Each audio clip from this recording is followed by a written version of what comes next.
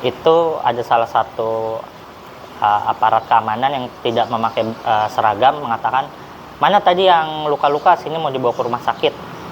Nah ketika itu saya kira mau benar dibawa ke rumah sakit gitu, mau diberikan pengamanan pertolongan pertama. Tapi ternyata saya dimasukkan ke mobil tahanan, jadi langsung dibawa ke Polda Metro Jaya. Kalau ditanya reaksi, sebenarnya justru waktu saya ketangkap, pikiran pertama saya adalah ini bakal menyebar gak ya, saya siapa gitu, latar belakang saya dari mana. Itu ketakutan saya pertama justru, apalagi ibu kan seorang public figure ya.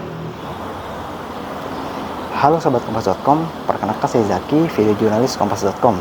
Hari ini saya berkesempatan untuk bersua dengan Iqbal Ramadan.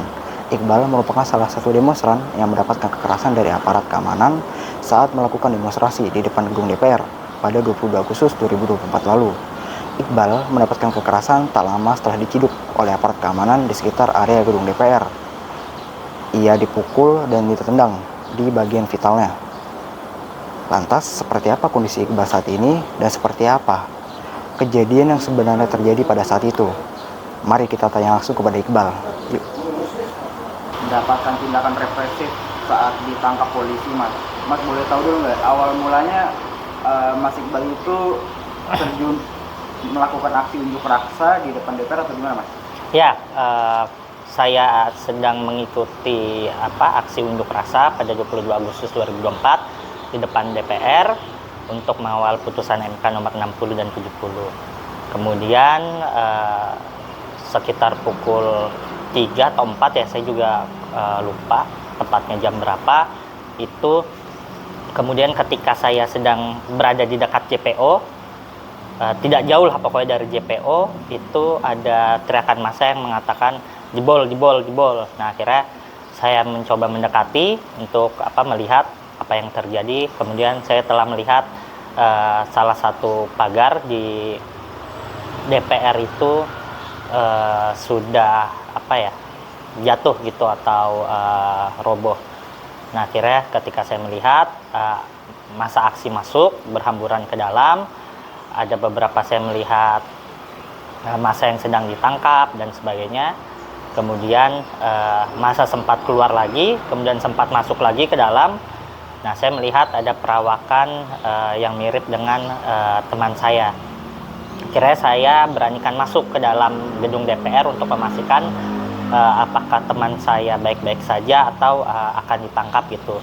Sebab pada saat 2019 saya mempunyai trauma tersendiri. Sewaktu itu salah satu teman saya dari Universitas Al-Azhar itu mengalami koma karena kepalanya pecah gitu, pecah setengah, namanya Faisal Amir. Akhirnya ingatan tersebut yang kemudian membuat saya berani untuk masuk, memastikan teman saya tidak akan mendapatkan kekerasan. Nah, pada saat saya masuk, kemudian ada lemparan batu di antara kedua belah pihak, pihak keamanan dan juga demonstran. Akhirnya saya coba mengamankan diri dari titik yang dimana kontak bentrokan atau lemparan batu itu begitu besar. Jadi saya mengamankan diri ke arah kiri. Kemudian waktu saya mengamankan diri ke arah kiri, ada beberapa pihak kepolisian, pihak aparat keamanan tepatnya ya, yang mengejar saya, yang tidak memakai seragam ya. Kemudian saya mengatakan ke beberapa demonstran lainnya yang seingat saya tidak saya kenali, saya mengatakan kita lebih baik putar balik badan, kita buat border karena kita tidak melakukan tindak pidana apapun gitu, tidak perlu takut.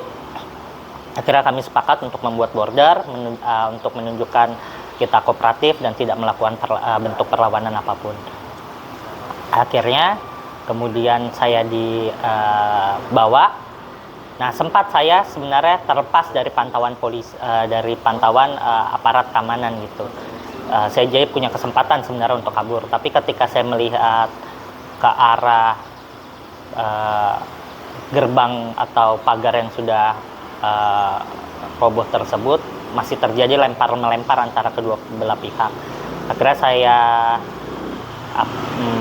menghampiri aparat yang tidak berseragam. Saya sampaikan, Pak, saya ditanya pertama, kamu siapa? Saya demonstran. Kemudian dari pihak keamanan menyampaikan, kamu keluar aja. Saya sampaikan, Pak, tolong dampingi saya karena saya takut terkena lemparan batu, gitu. Disampaikan lagi sama pihak keamanan kalau udah keluar aja, aman kok. Nah, di saat itu saya sampaikan juga kepada pihak keamanan kalau lebih baik saya berada di sini daripada saya harus keluar dan terkena lemparan batu. Nah, tidak lama saya melihat ada teman saya yang sedang disuruh jongkok, kemudian mengalami berbagai macam kekerasan. Akhirnya saya mengatakan kepada pihak keamanannya kalau saya mau mendampingi teman saya. Nah, pada saat saya mengatakan saya ingin mendampingi teman saya, ada salah satu pihak keamanan yang menyuruh saya untuk jongkok, membuka celana. Kemudian tidak lama rambut saya sempat ditarik ke belakang, terus saya ditempeleng. Nah, sempat saya melihat siapa yang melakukan kekerasan tersebut. Kuping saya kemudian kuping saya dipukul, tepatnya wajah sebelah bagian kanan, tepatnya kuping ya. Terus saya sempat mengatakan kalau jangan pakai kekerasan. Nah, akhirnya kakinya yang melayang ke muka saya, jadi memakai sepatu lars panjang gitu. Nah, sempat saya tergeletak dan blackout. Saya sempat mengatakan juga, Pak, sakit. Nah, pada saat saya diberdirikan ingin diamankan ke pos pengamanan dalam, seingat saya, nah sepanjang perjalanan itu saya mendapatkan berbagai macam kekerasan. Oke, Mas Iqbal, saya mau tanya, berarti posisinya di awal ketika yang tadi membuat border, apakah itu posisinya memang Mas Iqbal dan rekan-rekan demonstran itu diminta keluar secara baik-baik, atau memang pihak keamanan hanya berdiam aja gitu, ya udah tunggu di situ aja gitu misalnya? Oh enggak, jadi dia bilang sini kamu sini sambil nunjukin ke arah tanah, maksudnya menunjukkan gestur kamu mendekat sini gitu. Jadi nggak disuruh keluar sebenarnya. Jadi yang ada kesempatan kabur itu maksudnya karena pihak keamanan juga tidak melakukan apa-apa ya, hanya minta. Jadi aja ya? kita maju mas, kita maju kayak menyerahkan diri. Nah kan karena mungkin kita lebih banyak, jadi sempat terlepas dari pantauan saya tuh. Nah, jadi saya sempat nggak kepegang gitu. Oh, jadi ada yang menyeret gitu ya sebenarnya ya? Iya. Baju ya? Bukan menyeret sih mas, memegang gitu, menarik-narik. Iya. Menarik, oke. Kemudian yang soal ini mas, yang disuruh membuka celana itu apakah dilakukan di situ juga? Di atas. Jadi saya sempat dibawa rada jauh gitu mas dari pagar sedikit ke dataran yang tanah yang lebih tinggi gitu. Jadi di situ. Berarti Mas Iqbal dan beberapa demonstran yang ada di sana semuanya diminta untuk melepas celana? Enggak, saya doang berdua dengan teman saya. Jadi sisanya udah sempat langsung dibawa ke pos pengamanan dalam. Oke, jadi itu waktu ini ya Mas Iqbal setelah meniatkan diri untuk bersama teman Mas Iqbal itu ya? Iya. Mas, ketika di dalam ini apakah banyak demonstran lain yang mendapatkan kekerasan gitu? Ketika di dalam, waktu saya ya sore itu ya intimidasi sih mas, intimidasi gitu kemudian ada yang sedang dipiting kepalanya, dilempar masuk. Tapi kalau malam dari info yang saya dapat, malam katanya banyak itu berbagai macam kekerasan. Oke, jadi waktu itu Mas Iqbal dibawa ke ruangan apa tau mas? Seingat saya, setelah saya dapat informasi, setelah keluar itu banyak yang mengatakan sih pos pengamanan dalam, Pamdal DPR. Nah. Mas, berdasarkan info yang berseliweran juga saat itu ketika diamankan banyak darah berceceran gitu ya, entah di lantai atau mungkin ada membekas di tembok. Apakah ada kekerasan fisik seperti membenturkan kepala ke tembok atau kekerasan fisik lain yang sehingga menimbulkan luka berdarah terhadap para demonstran, Mas? Oh, seingat saya kalau di dalam situ ya benar ada gitu. Saya melihat darah yang menempel di tembok. Tapi seingat saya dan sewaktu saya masih berada di situ tidak ada sih. Jadi Seingat saya nih ya, soalnya saya juga waktu itu udah udah kunang-kunang, jadi hanya fokus untuk masih bisa bernafas gitu. Tapi yang saya ingat ada salah satu demonstran yang kepalanya sudah berdarah-darah, mengeluarkan banyak darah, itu sedang menyender gitu di tembok. Jadi kemungkinan memang itu merupakan darah dari Pak demonstran yang sudah berdarah sebelumnya mungkin ya? Iya, Oke. iya, bisa jadi. Mas, dari gedung DPR sendiri dibawa ke Polda berarti ya? Iya, dibawa langsung diamankan ke Polda Metro Jaya. Itu saat itu juga atau saat sudah malam hari, Mas? Kurang lebih 1,5 jam sampai 2 jam. Jadi masih sore waktu itu ya? Iya, jadi pertama kan saya belum mendapatkan pertolongan pertama ketika hidung saya berdarah-darah dan sedikit bengkok. Itu ada salah satu aparat keamanan yang tidak memakai seragam mengatakan, mana tadi yang luka-luka, sini mau dibawa ke rumah sakit. Nah, ketika itu saya kira mau benar dibawa ke rumah sakit gitu, mau diberikan pengamanan pertolongan pertama. Tapi ternyata saya dimasukkan ke mobil tahanan, jadi langsung dibawa ke Polda Metro Jaya. Oke, jadi Mas Iqbal ini awalnya adalah ditawarkan untuk ini ya, mendapatkan pertolongan pertama, tapi nyatanya malah dibawa ke Polda Metro ya? Iya. Oke, Mas, berarti saat itu hidung yang sedikit bengkok ini disebabkan karena pukulan atau tendangan tadi, Mas?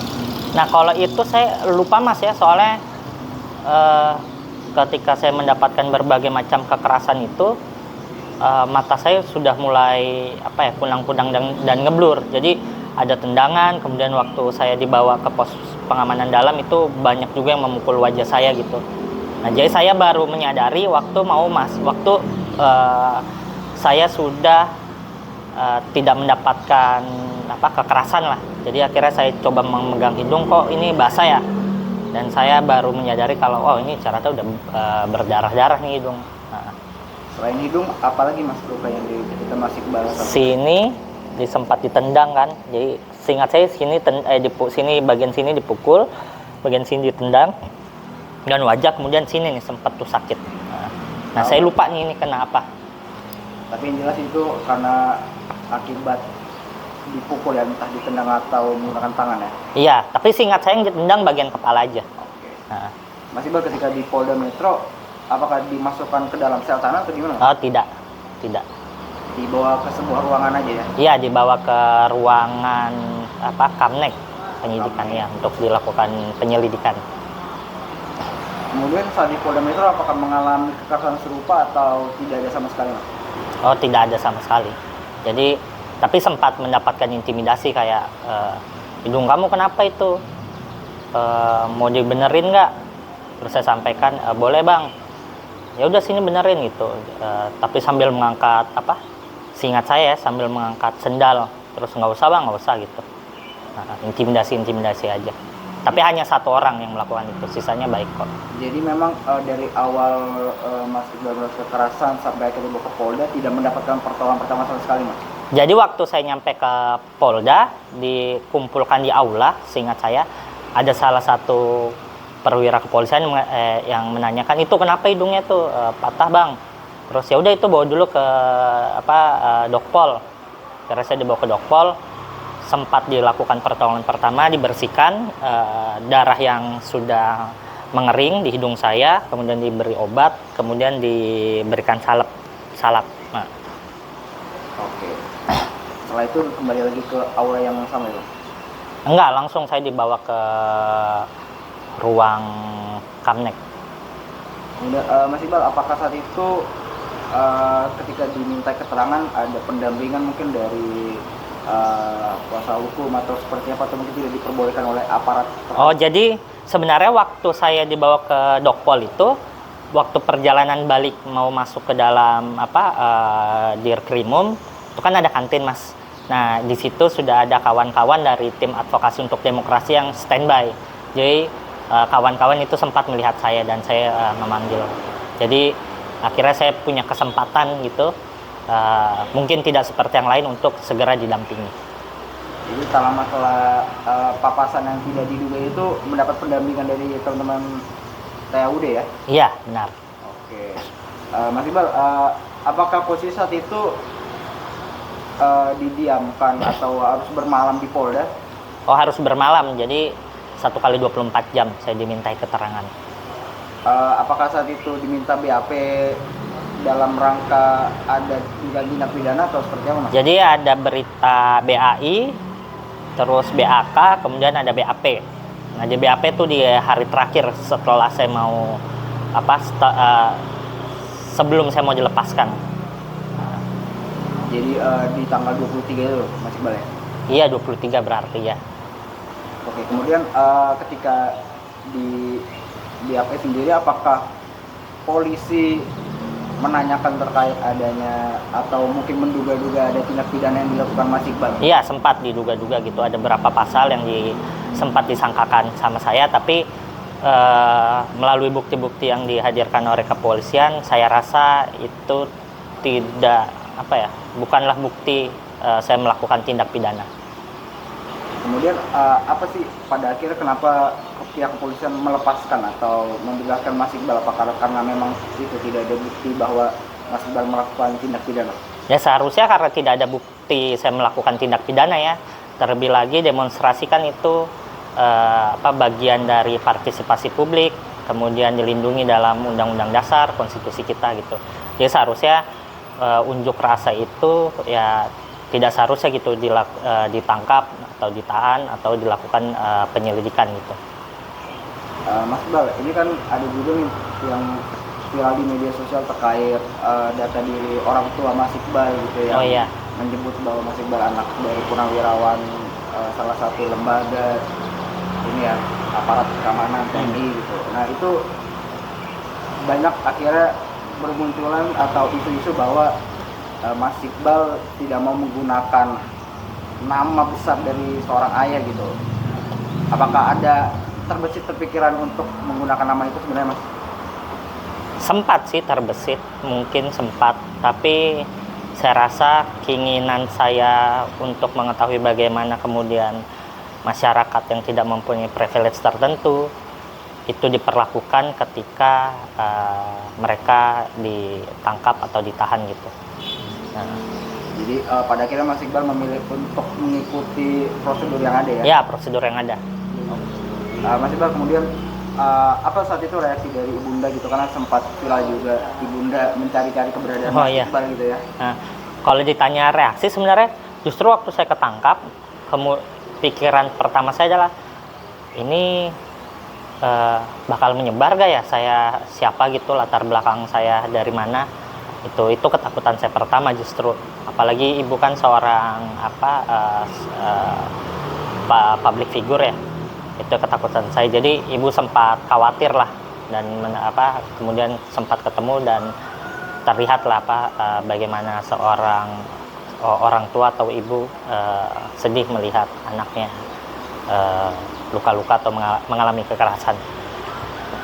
Jadi saat itu Ibunda datang di tanggal 22 atau tanggal 23? Tanggal 23. Tanggal 23 ya? Iya.